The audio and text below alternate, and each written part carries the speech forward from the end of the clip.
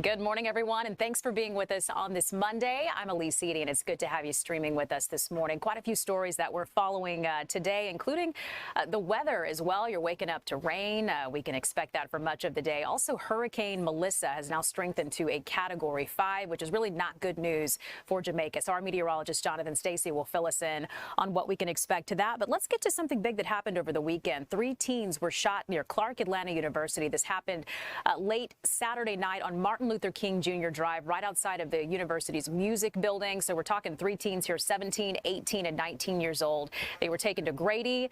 We're told they are expected to survive, so that being some good news that's coming from all of this. But we have our Kim Leffler on top of the story this morning, joining us with what happened and with what we know about the victims and possible suspects and motives in this case. So, Kim, good morning. Good morning. Yeah, still not a lot of additional information about the shooting, but as you mentioned, 3 teens did get injured here on Martin Luther King Jr. Boulevard. This is right between Mercedes-Benz Stadium and the main Clark Atlanta University campus. Now, here is what we know. Atlanta police officers got called here at around 11:52 Saturday night. When they arrived, they found a 19-year-old male, 18-year-old male, and 17-year-old male who all had gunshot wounds. They were all taken to the hospital and are expected to be okay. Now, police say the 3 teens were standing outside here when they heard gunfire and got injured. Right now, there's no information on a suspect or who had fired these weapons. We do know that Clark Atlanta University had homecoming events scheduled on Saturday, but based on information online, those events did wrap up a little bit earlier in the night, so it's unclear if these 3 teens were here for those events. We have reached out to Clark Atlanta University for more information, and of course, as soon as we hear from them, we'll bring that right to you. But again, we're still working to learn more information about exactly what led up to all of this. Elise? Yeah, and Kim, this is coming off of news, too, that we got over the weekend of a shooting that happened after a homecoming event at Howard University in D.C. So a few similarities, again, around the event that this was homecoming, multiple people injured, happening off campus. But the difference, I guess, here is that there was an immediate statement that was released from faculty at Howard, but we still haven't gotten that just yet from Clark Atlanta University. So any word on when that statement may come? Have they issued something this morning, Kim? We have reached out to them this morning, and as of this hour, we have not yet heard back. But of course, as soon as we get that, we'll bring it right to you. But we have reached out to them for more. All right. Our Kim Leffler on top of the story for us this morning. Kim, thank you so much. We appreciate it. Well, turning now to Cherokee County, that's where an autopsy will be performed on a badly decomposed body of a woman. This was found in a home where deputies fatally shot a man. And what they're thinking right now is that that body is believed to be the mother of the man killed. So a pretty wild case here. But our Mark Teichner has the latest from GBI headquarters. Well, the woman's body, who was brought here to the GBI for an autopsy, was so badly decomposed that authorities have no idea when or how she died. We are investigating her death. The GBI will be investigating the shooting of the son. A mother and son are dead. The 26-year-old man killed by Cherokee County deputies. His mother found deceased inside their home. Just before 7 Saturday evening, deputies responded to the house on unincorporated Ackworth's Whisperwood Trail for a welfare check. They were immediately met by someone outside that was armed who came after our deputies. They did defend themselves. At least one deputy opened fire, shooting and killing the man. During the scuffle, a deputy was injured. He ended up being treated and released from the hospital. After the shooting, they could smell an odor of decay coming from the home. They went inside and located a deceased female inside the home. Investigators think the woman is the mother of the man killed by deputies. Her body was so badly decomposed, authorities aren't sure how or when she died. Her body was taken to the GBI crime lab. They'll do an autopsy and we'll probably figure out more. Never seen nothing like this. Louis Villoria has lived in the quiet neighborhood for almost a decade. His wife heard the gunfire, leaving both of them shocked by what happened. Seems like, now it's like a little more scary. The names of the 26-year-old man who was killed by deputies, as well as his mother, have not yet been released because authorities say they have to notify next of kin who are located outside of the country. Reporting from GBI headquarters, I'm Mark Teichner, Fox 5 News. Another big story, of course, that we're following. It's been about 4 weeks now of this government shutdown, now entering its fourth week. And while federal employees eventually will get back pay, we're told more than 1 million small business owners won't have that same thing extended to them. We're talking about federal contractors. So Rebecca Contreras, CBO of Avant-Garde, and former White House appointee, is joining us now with the cost of this shutdown for them. And it's a segment that's not often talked about and considered with all of this. So Rebecca, good morning, and thanks for being on with us today. Good morning. Thank you so much for having me. It's a pleasure being with you this morning. Of course. All right, let's dive into this. So what makes the shutdown so devastating, you say, for federal contractors, that is, compared to federal employees? Well, so first of all, I am one of millions of owners that work with the federal government. We have about 78,000 small businesses that work with the federal government. And that's not speaking into the larger businesses that have, larger size contracts, but there are a lot of small businesses like mine that are being detrimentally impacted by the shutdown. And the reason it's different is because, unlike the federal workers, at least, we don't receive back pay for the work lost. So at Avant-Garde, my company alone, I have over 110 employees, 50% of which the projects are shut down, and they will never recover from the lost income and payroll in the tune of almost $500,000 this week if the government doesn't open back up. And this is income that is to the employees working for our team, not income lost to the business. So there are a couple of major factors here that I think are detrimental that just the general media is just not talking about, and that's why I am committed to raise awareness and sound the alarm that this is going to impact the heartbeat of America, which is our small business community across the nation serving the federal government.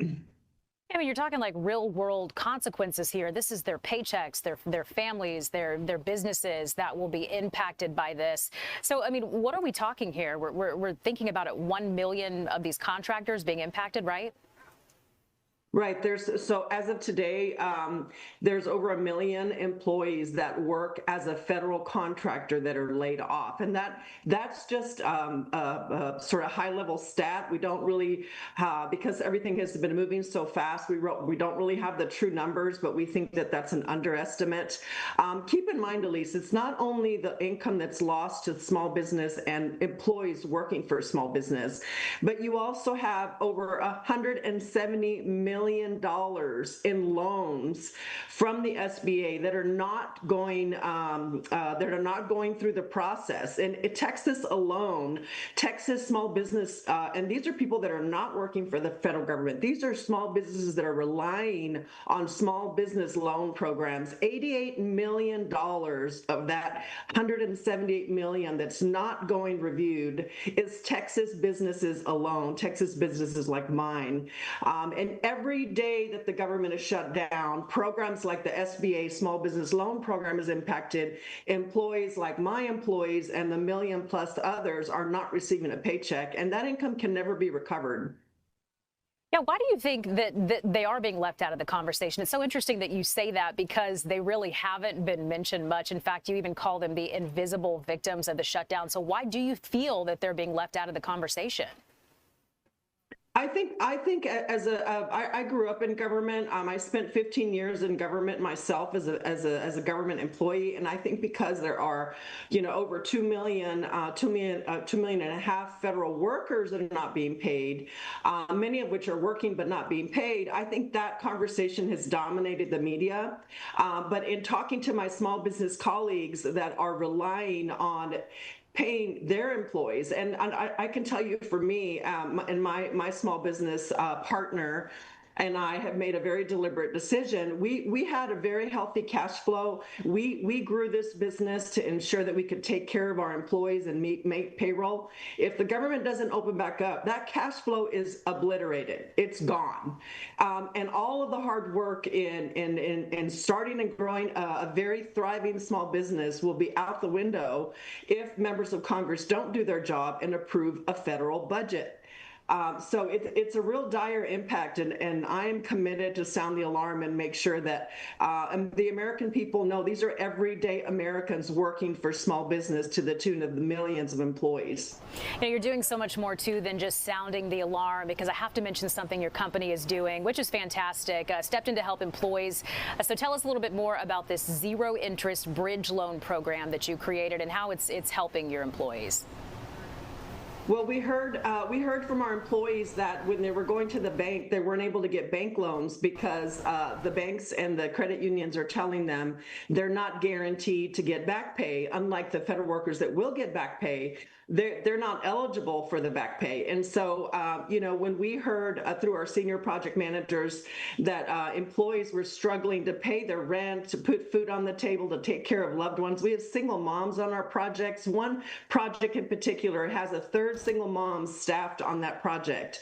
Our heart of compassion really hit home for my partner and I, and we decided out of our own money to fund a Bridge Gap zero interest loan for employees that are impacted, and we've had over 50% of our staff impacted. And we last week was the first week we issued these loans. Once the government opens back up, so basically the employee is eligible to apply for the loan with no interest on it. We have issued our first payroll for that last Thursday, and then when the government opens back up and we're able to redeploy our team to support the projects, then we will spread out the payback over a cycle of about 4 months. So we're going to give them a graduated cycle to pay back that income. But we're hearing the stories, Elise, of our employees that are so grateful. I talked to an elderly, I would say senior citizen that's on our team last Thursday.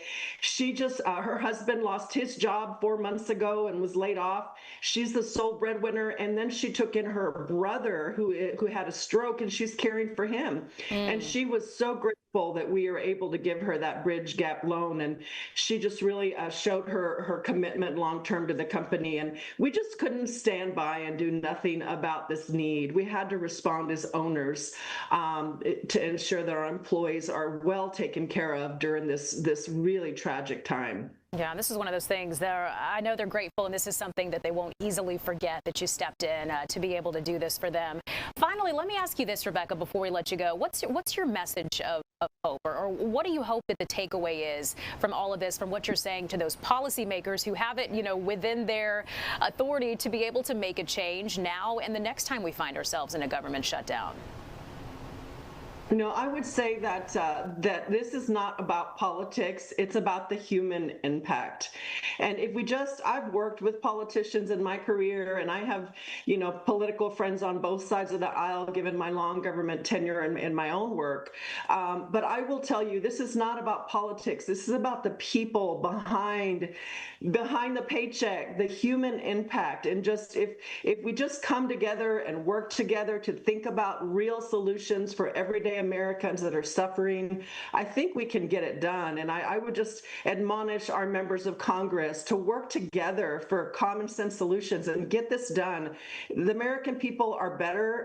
They deserve it. And there's millions and millions of people impacted. And I hope that they do come to a quick resolution. And I'm an optimist. I'm a believer in this great country we call America. And I do hope and pray that a solution happens quickly for the good of people like us and small business communities that are being severely impacted. Yeah, an important message today, talking about those 1 million contractors who find themselves in a really tough situation here amid the government shutdown. So Rebecca Contreras, CEO of Avant-Garde LLC, thank you so much for checking in with us here. We sure do appreciate it. Thank you so much for the time. Of course. All right, let's get you to something that's happening right now on the steps of the state capitol. This is the state leaders are sounding the alarm about the impact that this government shutdown is having on us here in Georgia. It's the Black Legislative Caucus who are having this press conference right now. Hank Johnson, Lucy McBath are there, along with Senator Nikki Merritt as well. So let's listen in to what they're saying there from the steps of the state capitol. Until that happens, the Georgia Legislative Black Caucus will continue to advocate, educate, and connect Georgians with every resource available. And while the GLBC might not have all of the answers, We do care deeply about the impact these changes have on individuals and their families, and the overall economy of Georgia. Our communities deserve stability, security, and leadership that puts people first. And as the end of the month approaches, let's stand alongside one another, be responsive to our communities in solidarity, in service, and in shared purpose. Thank you. So now we are going to hear from our congressional members. We're going to start with Representative Hank Johnson, and then we'll hear from Representative Lucy McBath.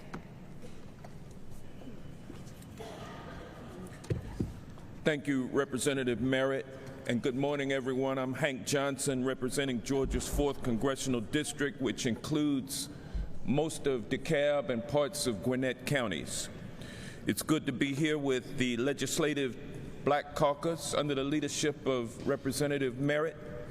I thank you for the invitation to be here, and I'm thankful for your leadership in bringing us here, and I'm proud to stand with all of you all. But if I were being honest with you, I wish I didn't have to be here today. I wish I were in D.C. going about the people's business. I wish we were all going about our daily lives, but sadly, that is not the case. Today marks day 27 of the Republican federal government shutdown and Republican manufactured health care crisis. This is now the 2nd longest federal government shutdown in U.S. history. No matter what Republicans say or how loudly they say it, Republicans are responsible for the mess we are in today. I want to remind my fellow Georgians and Americans that it is Republicans who control the United States House of Representatives. It's Republicans who control the United States Senate. And it is Republicans who control the White House. And by the way, it's also Republicans who control the 6-3 MAGA majority on the United States Supreme Court. For those who ask, well, how did we get here? Well, for starters, back on Tuesday, September 23rd, the people of Arizona's 7th Congressional District came together in a special election to elect a new representative after their member had sadly succumbed to illness earlier that year, my late colleague Raul Grijalva. As Speaker Johnson had done many times over the course of the year, he swore in Republican members-elect immediately after their election. But the difference with Representative-elect Alalita Grijalva, who was elected with 70% of the vote, the only difference between she and those Republicans that he swore in were that she had already pledged to become the 218th signatory on the discharge petition to force the House of Representatives to vote on a resolution to release the Epstein files. Yes, you heard that correctly.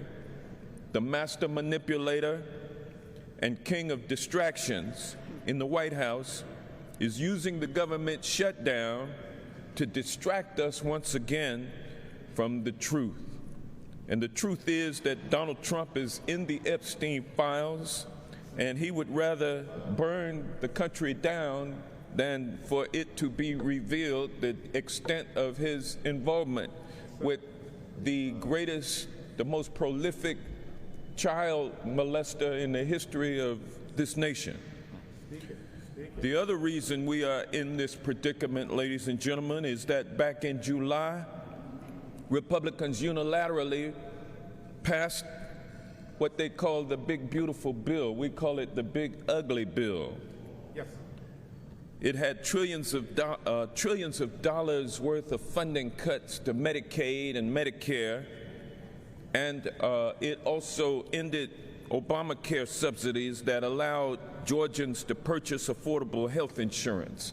And now Georgians have started receiving their premium notices for 2026 annual enrollment. And surprise, surprise, Republican policies have caused those health care premiums to double, those Obamacare health care premiums to double, and in some cases triple and quadruple in costs. For a president who pledged on day one to address the affordability crisis that working class Americans face, he's made life even worse. Democrats are only asking for a few things, and that is to pass a clean continuing resolution to reopen the government that pays all military service members and federal employees and contractors what they are owed, and work with us to bring back Obamacare tax credits and subsidies to prevent millions of Americans from losing their health insurance. Yeah, I want to take a moment right here just to say, I mean, we heard some pretty explosive allegations. If you were just listening in to what this gentleman had to say, allegations about President Trump and his being found in the Epstein files, and just want to make sure we say that none of that has been proven. This is his opinion, and so of course felt it was very important to give that thought to what was just said right there. But if you'd like to catch the remainder of what's happening there at the Georgia State Capitol with the Georgia Legislative Black Caucus talking about the impact that the shutdown is having here in Georgia, we will be carrying that on our YouTube channel so you can continue to follow along with what's being said there. Again, some pretty explosive allegations coming out of this press conference. So that's a story that we will continue to be on top of. But want to switch gears and talk just a moment about updated guidance on SNAP benefits right here. Georgia officials receiving some updated guidance on what this will mean for the millions of folks here in Georgia who receive SNAP benefits. So let me get to this. They're saying that they've been notified by the Georgia Department of Human Services there was insufficient funds to cover the November SNAP benefits due to the ongoing government shutdown. Again, we find ourselves in the 4th week of this. They're saying initially that they thought that those cards would no longer work starting on November 1st, but now the information that they have is that funds that were put onto those cards prior to November 1st can still be used during the month of November. They're encouraging recipients, though, to plan ahead and to make sure that they shop for the items that they need in case the shutdown continues. So again, USDA suspending all November benefit allotments, but anything that's been issued before November 1st will still be accessible on those recipients' EBT cards. All right, still ahead for you here on Fox Local. If you've been sick of getting those robocalls, those scam texts, I know I have. They come in at all hours of the day and night. You're certainly not alone. So they're annoying, but they're also costing people in Georgia and all across the nation millions of dollars. So we're going to talk with an expert about that next.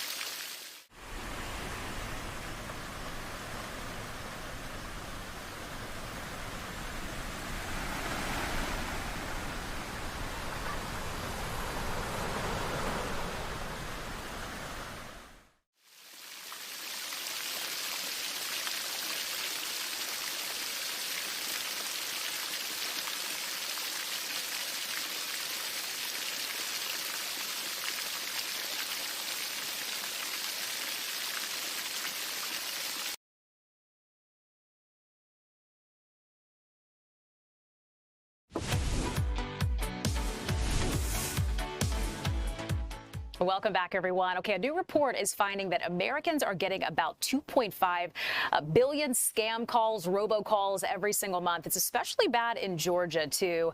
So it's showing up in our texts. They're annoying, but the bottom line here is they're also costing people a lot of money, folks who get scammed. So joining us this morning to explain what's behind the surge and how to protect yourself, we have Alex Quilici, CEO of UML. So, Alex, thank you so much for being on with us and sharing more about this. We appreciate it. Well, thank you for having me on. Of course. Okay, so a new report is showing that robocalls are at a 6-year high, which is saying something. It's pretty incredible. So what is it that's driving this increase? So we're seeing unwanted robocalls at the 6-year high, and two things are driving it. One is just out of control telemarketing. I'm sure all of you and your audience have gotten these debt relief calls of one form or another. Those have been going crazy. The other is that scam calls are continuing at a pretty steady pace. So between the two of them, we're getting a lot more robocalls than we want. But hasn't there been like government crackdowns? I feel like we've had so many stories of there being, lists you can put yourselves on and just the government taking notice of the problem here. So why are we seeing the volume rise even more right now when you'd think it'd be going down due to all of that? What we see is the biggest thing that makes a difference on the volume of these illegal and unwanted robocalls is enforcement actions. It's taking the carriers and the bad guys who are putting the calls on the carrier network off the network. It's putting them in jail, it's suing them, it's getting them to stop making the calls. And there just hasn't been as much enforcement action over the last 6 to 12 months as there was prior. That's the single biggest thing that moves the needle and causes a drop in robocalls. So what about AI? How are scammers harnessing this new technology that's everywhere to make these calls and texts more convincing, Alex? There's a number of ways. One is really simple. They just use AI to make the text messages grammatically correct, good punctuation. They make sense. The English isn't all stilted. That's a very basic one. They've also gotten better at doing, emails to try to get you to call them back. And they even generate very nice sounding messages that they leave for you, like voicemails or bots that call you and start interacting with you. And they're just getting started. We expect to see more AI targeting coming up where they use all the data that's out there in data breaches to basically convince you that they are who they say they are and target you based on that data. So something in particular that I think is absolutely terrifying is voice cloning. So we keep hearing about that. So can you explain how that works and how we can spot that it's not someone real, that it is in fact a voice clone? Sure. Voice cloning simply takes a sample of your voice and makes a voice that sounds like you. And then they can make calls, they can do various things to convince other people who know you that they're talking to you. So very easy to do. They can simply take your voicemail greeting. That's enough to make a pretty good sample of your voice and then call people. It's absolutely terrifying. Mostly it's been focused on celebrities, but it's starting to move toward individuals at this point. So almost just as annoying, I think, Alex, and you tell me if you agree with this, as the calls that come in at all hours of the day are the text that seem to be coming in such incredible volume. So what makes those text scams so effective? I think, one of the biggest ones that's out there is the one that talks about toll roads and you owe a payment. There's data out there now that they made $1 billion on about 50 million text messages they sent out over a year. And so people simply see the little link and say, oh yeah, I might have driven on a toll road. They click the button, give them their credit card. And once they have the credit card, they're off to the races. So the key thing for people to do is just take a beat, pause. When you see that text message, go, where should I go to find out about tolls? And go to the website. Don't just click on an incoming link on a text message or call a phone number back. Some good advice there. Okay, something I was surprised to see in the report here is that Atlanta was one of the top cities for robocalls in September. So why is Atlanta such a hot spot? So there's two reasons. One is it's in the South, and Southerners are polite and answer the phone at a higher rate than people in other parts of the country. The bad guys know that, so they're going to call more. The other is a lot of the robocalls are economically related. For example, debt relief. And Atlanta's economy might not be booming as much as some of the other places. There's more people that might need debt relief, and so they get a lot more of those calls. So those are at least two reasons that we've seen. Also, finally, if you're economically in trouble, that's when the scammers go after you. So you get the scam calls too. So kind of a double whammy right there. So for the average person at home, Alex, what are the best steps to take or steps to block these calls and texts that are coming in? So there's three things. The first is get an app like our app, Umail, or another app that can block calls and texts. They're not perfect, but they'll filter some out. The second thing to do is when you get a call, do some research. Don't just answer the phone if it's something you don't expect. Do some research and find out if it's real. And third, call back phone numbers. Don't just react to things that called you inbound. If you do those, you'll be in much better shape.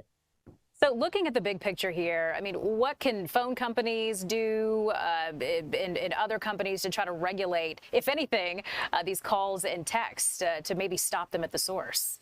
I think the biggest thing that we're going to see happen is it's going to change the economics of these calls. These calls and texts are super, super cheap to do. It's easy to get a lot of phone numbers and then make calls and texts from those phone numbers.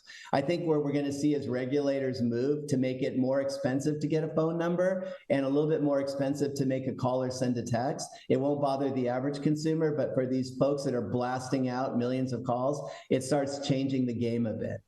Very important information, and just something you might have been wondering about. You know what I mean? Why you're receiving so many of these calls and texts. So it makes a lot of sense in the way that you put it for us this morning. Alex Quilici, CEO of Umail, thank you so much for the help today. We appreciate it.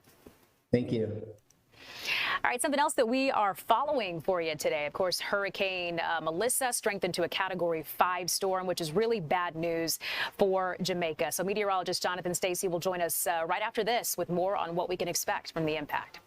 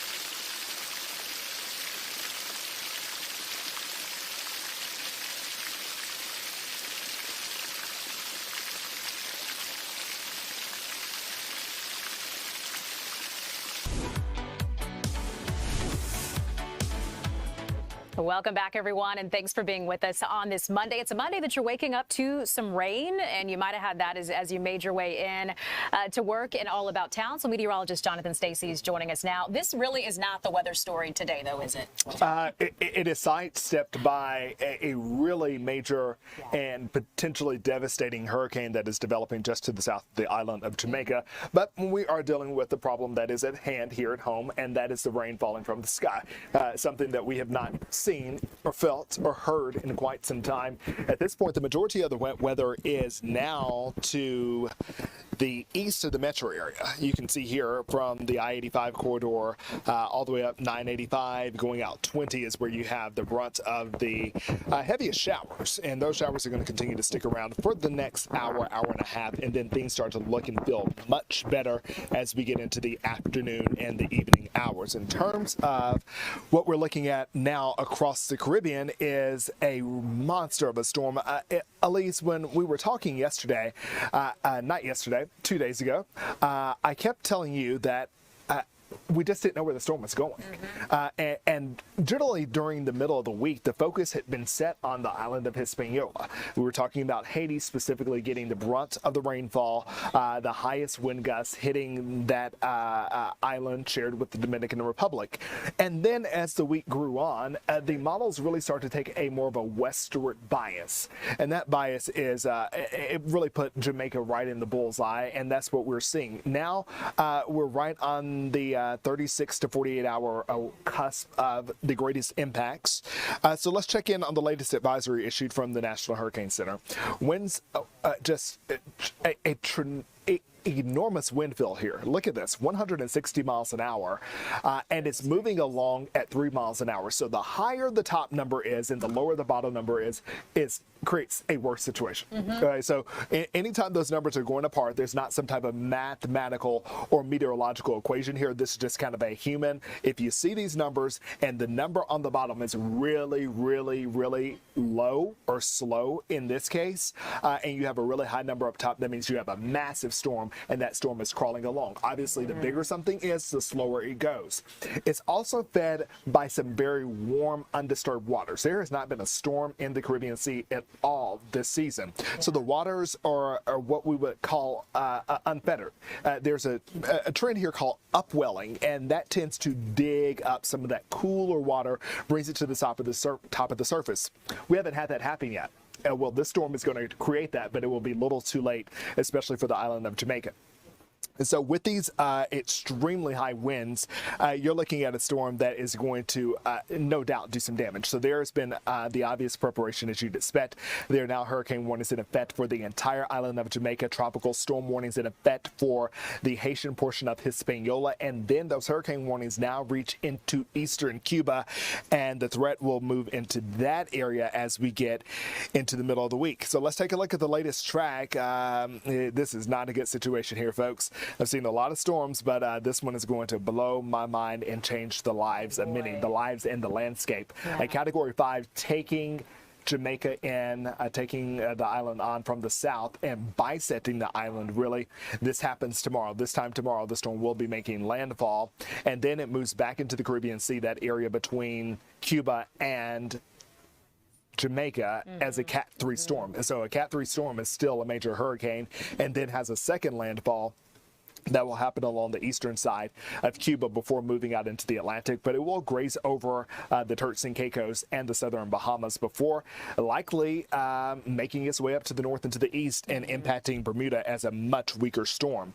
Okay, so let's talk about the rainfall amounts here. Once again, we're setting our focus on the island of Jamaica here, and you can see that over almost 3 feet of rainfall expected in that area over the next 48-hour period, and then a ferocious wind maker. I think this model underscores just how rough the winds will be. Those tropical storm force winds reaching in tonight. By tomorrow morning, you have sustained winds up to 84 miles an hour. I think the winds will be much higher. That storm doesn't show any sign of weakening as it crosses over a relatively small island in contrast or in comparison to its size. Those waves, 21 feet already. Oh, my word. Storm surge are going to be a major issue, as well as that wind pushes the water against the southern part of the island. Kingston, Jamaica, all of those cities that are along Jamaica's southernmost side expected to get up to 8 to 12 feet of storm surge alone. So we have a really, really monster of a hurricane that is about to take over an area that many people are at least familiar with. Some have vacation there. We know, I was actually just with some people a couple weekends ago. They were all from Jamaica. So I know you're out there. Many of you live in the Atlanta metro area or somewhere in Georgia. You have friends down there, family members, and it's going to be a rough go. I can't really tell you how it's going to turn out. Yeah, I mean, it's scary, obviously, but you just think about, we're showing you video of the preparations that are going into effect. I already see some of the gusts of wind and taking in what you said is ahead for folks there in Jamaica. This is not a good situation. If there is one saving grace, is the speed of this storm has allowed for ample preparation.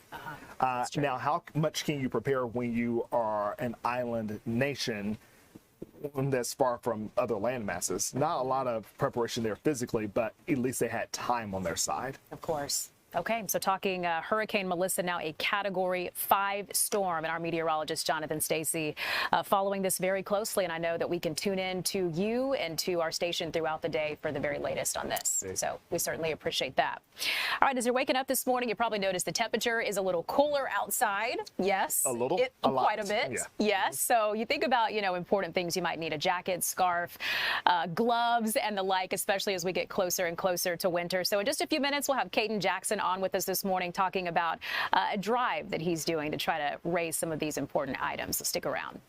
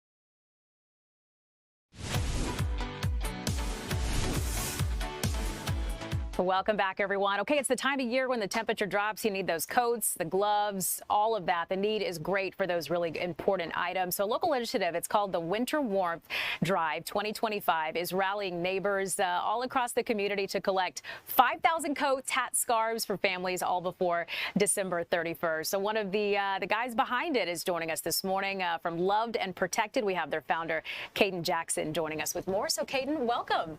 Hi. Hi. You doing okay? Yes. It's good to have you here. All right, so start by telling us a little bit about yourself. How old are you? What grade are you in? And where are you from, Caden? Well, my name is Caden Jackson. I'm 15 years old. I'm from Maryland, but I moved here when I was pretty young, so. Nice. All right, so let's dive into this. There's a lot of things that you could be doing, and it's incredibly impressive that you've taken it upon yourself to try to help neighbors and folks in need. So let's dive into what you're doing here, the heart of the effort. What is it that inspired you to do this winter coat drive? So what it really inspired me when I was younger, I started the business when I was younger. I used to have nightmares all the time, and my mom would read me Psalms 23, and one night she asked me what it meant to me, and I said it meant that I was loved and protected. So God gave me a plan to start helping kids that are in need. That's amazing. That's really amazing. So how did you settle on having a coat and hat and scarf drive? So I originally started hat, scarves, and gloves because I seen the need during the winter that not everybody had hat, scarves, or gloves. Mm-hmm. Very nice. So it's a big goal that you have. I mean, you talk about 5,000, like you're not playing around with this, are you? You mean business, and so there's a lot of work that needs to be done. Again, we mentioned that the goal for all of this is by December 31st. So how did you settle on that goal of 5,000 coats and scarves and hats? So recently I've done lower, but this year I want to go higher because more kids are going to need hats, scarves, and gloves and coats. Okay, and you're not doing this alone. You've got a team behind you. You brought a team. Yes. They're in here in the wings cheering you on and supporting you. But this is something that you're doing in collaboration with Millie, who's the owner of Full Circle Salon and Spa Suites, and Full Circle Candles as well. So I think that might be who we're seeing on the screen there with you. So tell me how this came to be and how you two are working together to make this happen. So we're working together that everybody who donates will get a free manifestation candle, and that's what we're doing together. That's how we partnered. Yeah, tell me about this candle, this manifestation candle. So I don't really know much about it, but it tells, like, I'm pretty sure, like, when I smelled it, it's very calm. It makes you feel calm. That's how I felt when I smelled it, and it makes you feel calm about yourself, and it tells you a scripture too. That's amazing. That really is. So how did you and Millie get hooked up, and how did you guys decide to work together to make this goal happen? So I think, well, I used to go there when I was younger for haircuts, but I think that we got together because my mom and her, you know, and she seen that what I was doing was good, and we kind of just partnered together from that. That's so cool. So, I mean, how does that make you feel to know that you have a woman who's a business owner and she's getting behind you and wants to be a part of this with you? How does that make you feel to know that she believes in you enough to sign on to this project with you? It makes me feel really good, and it also makes me feel like that we can help more kids together. Yeah, that's amazing. Okay, so this is underway, right? This drive is underway. This is going on.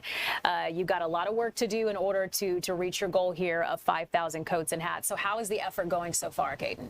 It's actually going really good. You know, we've been making videos. We've been outreaching to businesses, and not businesses, but schools. And yeah, I think it's going really good. That's so cool. So you mentioned that this is not the first project that you've done. So it would seem to me that you have a heart for service and that you are just taking great strides and helping so many in the community. So what is it that motivates you? I mean, I mentioned at the top, like, there's a lot of things you could be doing with your time, and it's unique that this is what you've chosen to do at such a young age. So what is it that keeps you so motivated? It motivates me to see kids having what they want, like hats, scarves, and gloves, coats. It just motivates me seeing like they're happy that they have it. Yeah. So let's get to the details of this and the logistics of this. How is the drive working? How does it work? Where can we drop off these items? So where are you collecting? You can drop off the items at the Full Circle Suites and Salon, and that's when you get the free manifestation candle, and that's where you can drop it off. And I also have a website, loveandprotected.org. Let me put that up. And you can go donate and see where you can drop off for the location. Very nice. Okay, so what do you want people to take away from all of this, to know about the work that you're doing and just the importance of this cause and how they can join in? Like, what do you want for our viewers who are maybe just tuning in? What do you want them to know about all this, Caden? I want them to know that even if it's not through my business, that they can always donate to anywhere. I just want them to help kids that are in need and to remember that you're loved and protected.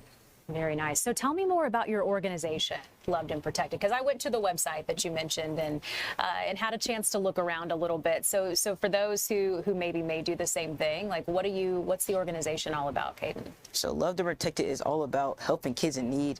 We've been doing this for 10 years. So we help kids by getting them hats, scarves, and gloves during the winter, but we're also doing coats this year, and that's what it's about, helping kids in need. Yeah, so what's the plan to distribute all these goods that are collected? We distribute them to schools, agencies, and that's where we distribute. Very nice. Okay, you know what? So we're out of time, but you've got about 10 seconds just to leave us with whatever you want us to know, whether it's maybe, again, you want to give us the website or just tell us what it is that motivates you to keep doing this. I mean, what do you want folks to know about all this? I want them to know just to donate where you can and remember that you're loved and protected. So nice. Caden Jackson joining us, founder of Loved and Protected. So we can help him on this goal of raising 5,000 of these hats and scarves and coats to be able to help local folks here in the community. And I got to tell you, I mean, job well done. You're incredibly impressive. You're well spoken, and you're doing some really amazing work, Caden. So thank you so much for coming in today. Thank you for having me. Appreciate it. All right, and we're going to be following on. You got to keep us posted on what you're able to raise and to how the winter warmth drive goes. Is that a deal? Can we count on you to do that? Yes. Okay. Caden, thank you so much. All right, still ahead for you this morning, we're talking service animals that are being given to those who need them most, our first responders. So we'll see you in just a few minutes.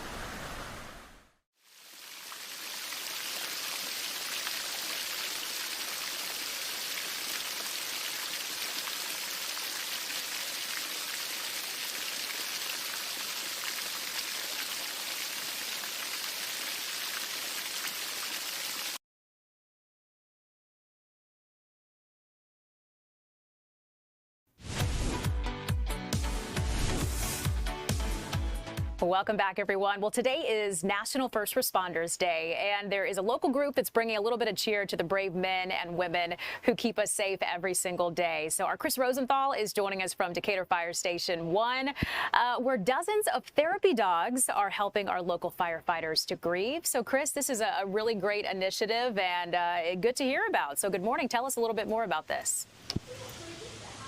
Yeah, absolutely. Happy Tales Pet Therapy Dogs. They are a volunteer organization. They're going around to multiple fire stations around Metro Atlanta today, and just bringing their dogs and cats and animals to just give a little bit of help to these firefighters and first responders. As we know, they're out there every day dealing with difficult situations and tragedies. This particular fire station lost a couple weeks ago one of their beloved captains, Captain Gary Menard. So these folks, they're grieving their colleague too. So these dogs, no doubt, are helping. But let's get to looking at the dogs here.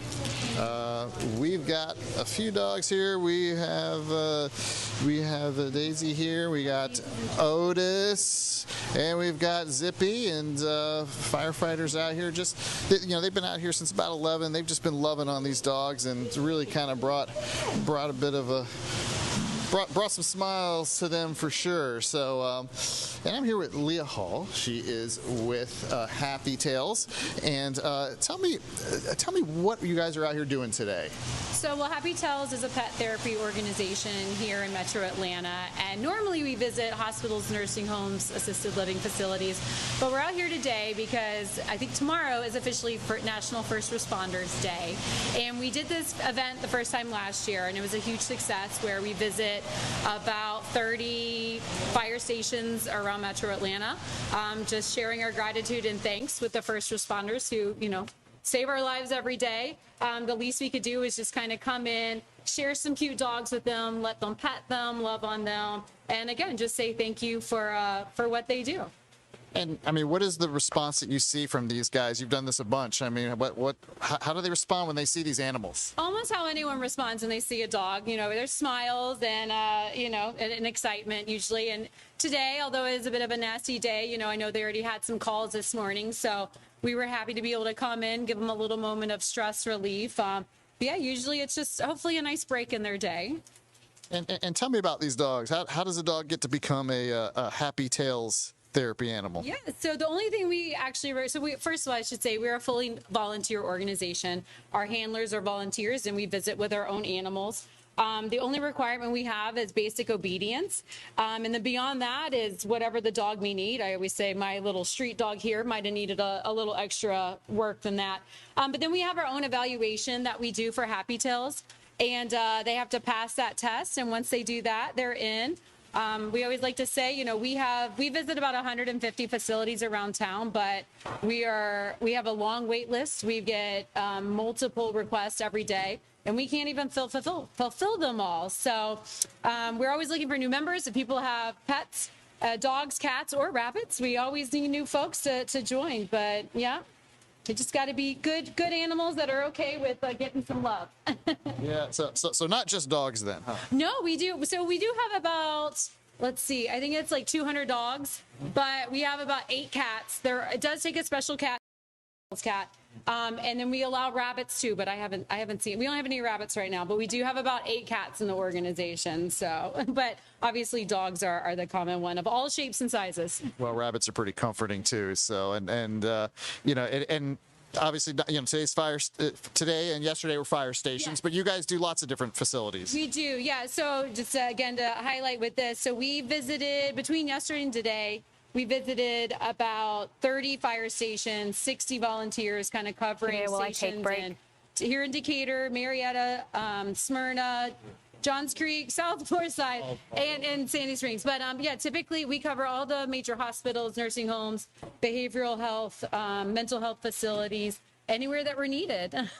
Well, there you go. So yeah, these dogs are fanning out all over Metro Atlanta. They'll be doing this for a few more hours. Yeah, I love to see it. I mean, they're just so cute, too. I feel like it'd be hard to have one of those around you, not be petting him, and not have a smile on your face. So Chris Rosenthal hanging with us this morning. Chris, thank you so much for showing him off. We appreciate it. All right. And Chris, Sure thing. Thank you so much. Chris is going to be doing this all morning too, so you can tune in to what they're doing there at Decatur Fire Station 1 and just the impact that these service dogs are having at 2 and 3 as well. But in the meantime, thank you so much for tuning in on this Monday. We've got much more news and weather headed your way at noon, so we'll see you there.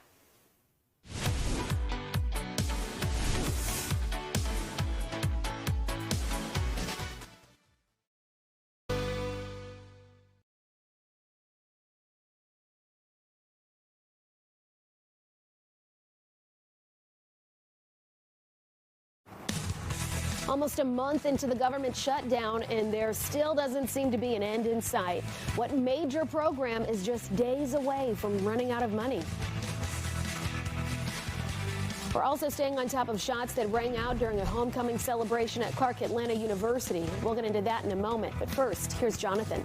And I'm tracking a storm that is sure to change one island nation. Melissa, that's next to my Fox 5 Storm Team forecast. Fox 5 News at noon starts right now. Thank you so much for joining us for your news at noon. I'm Alex Whitler. We do begin this hour with our eyes on the forecast. It's been a breezy, cool, and wet morning in metro Atlanta today. We do want to show you a tree down, though, in the road. This is on Rosser in DeKalb County. Cars and school buses drove around that tree, but it did cause some pretty significant delays. Also in DeKalb County, our crews were there as multiple crashes happened on interstates, state routes, and highways all across most of our